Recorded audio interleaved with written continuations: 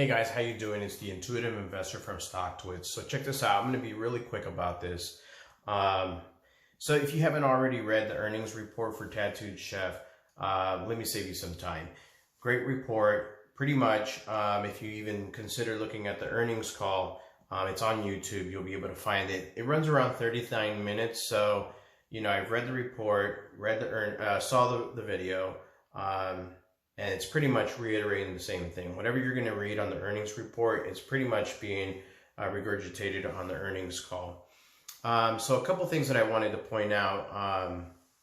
I think overall it was a really good earnings call. Pretty much summarizes everything that you're going to read.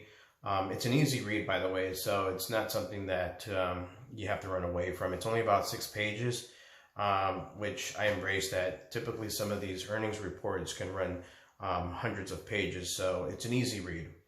Anyhow, so they had 2 different analysts, which are basically, I think, the same analysts that Tattooed Chef had picked up from last year. The guys from Jefferies and the guy from Roth Capital. So a couple things that I took from that call. One of the questions that came up was about marketing and advertising and what had happened with the blitz and what they had learned from that.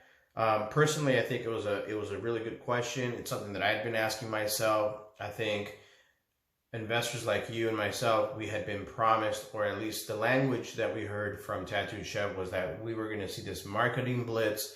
It'd be everywhere. But in fact, Sarah had clarified that really in January into March, these were just targeted ads that were primarily online, but really focused more in very dense populated areas like Los Angeles and Atlanta is what she mentioned.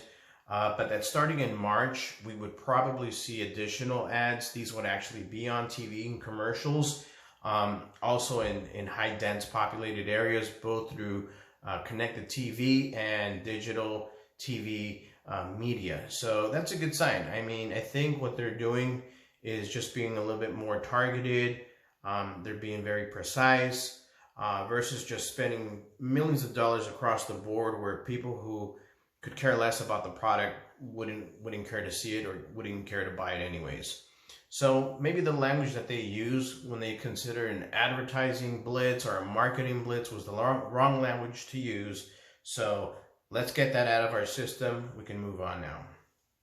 Another thing that was brought up, which again I think was a good question, was about the $222 million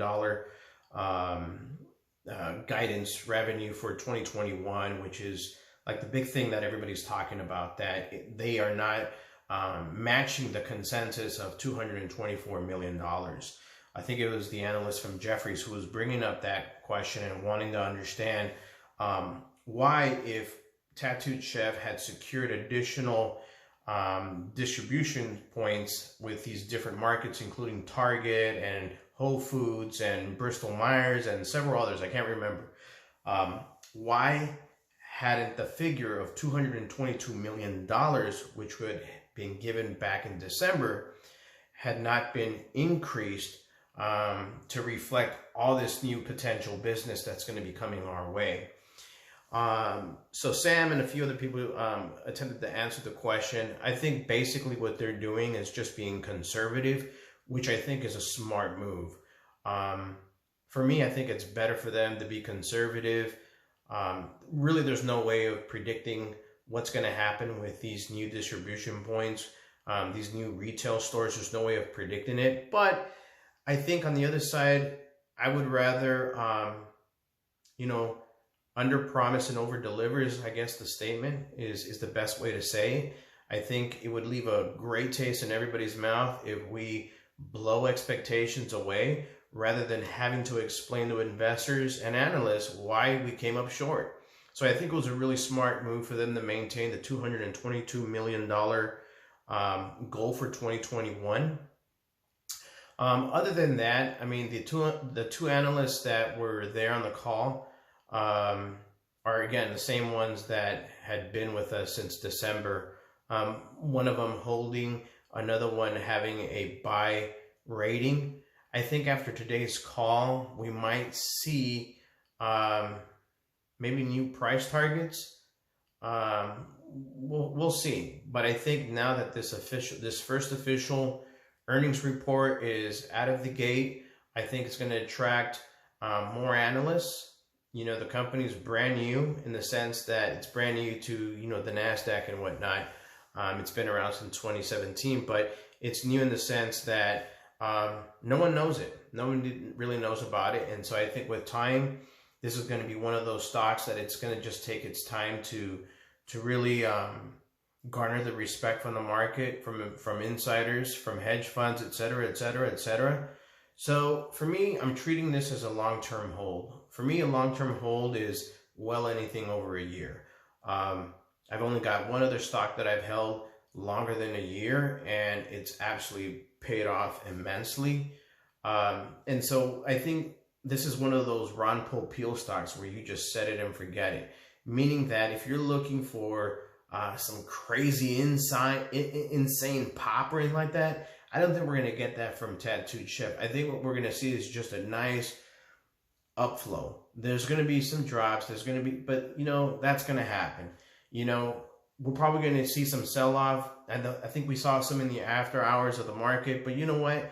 Not everybody's going to hold. Not everybody's going to hold through earnings. Not everybody's going to hold past earnings. And you know what? That's okay because new buyers are being attracted anyways.